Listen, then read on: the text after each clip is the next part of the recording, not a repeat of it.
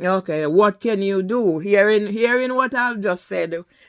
No. Hearing what I've just said, what does NHS, what can NHS do for me? I'm a lonely disabled woman who is at the end of my tether. Hearing my story, what can NHS do for me? Because I've been reaching out from my road to Dillis Ipton on the eve of Mothering Sunday. I'm depressed and I'm slowly dying of torture. 10 years later, now you've heard my story. What can NHS do for me? What do you have on offer?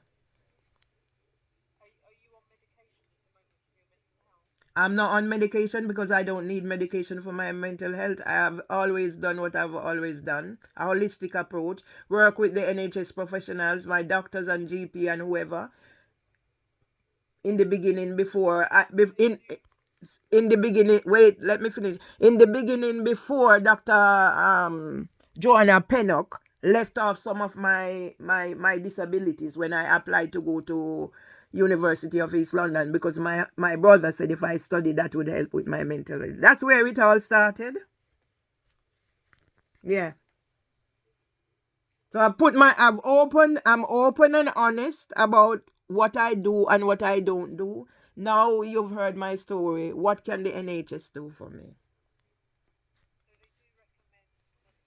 No, no, I've told you, listen, I've been to an appointment on the 21st with mental health practitioner Dennis.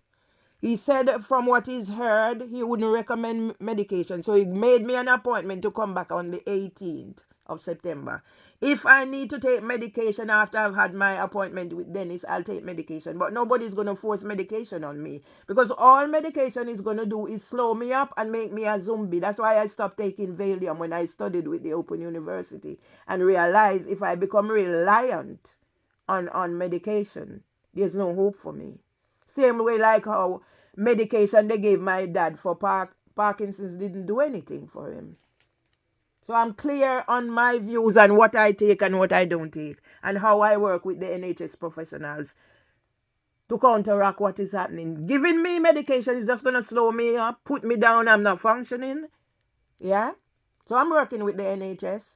They have to work with me.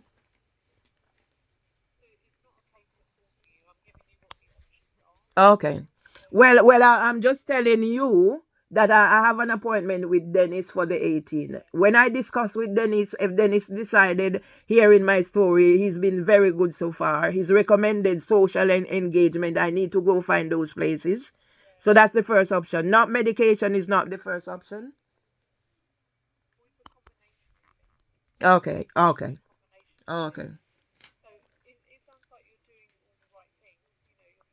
Yeah, but other professions are not doing the right thing, because if you're gonna remove me the day after I've been to see the mental health practitioner Dennis, who gave me an appointment the day when I was depressed, and I made the appointment because the GP sent a letter to come for the review from why I visited the hospital. And the day after, you're gonna say you've removed me from the practice, and you get NHS England to write me. So now I'm supposed to be left without anywhere, and telling me I can walk into any surgery if I'm having a crisis. No, it's not that easy. So the my GP has now, that used to work with me, has now turned against me and leave me, a disabled woman, without anywhere to go in my crisis. Luckily, I have the phone to phone NHS. But what happens after that? So all right. And also, I need to hear from pals about the incident at King's where my husband was neglected. It's public knowledge what was happening, and I was assaulted. So I need that to be sorted out.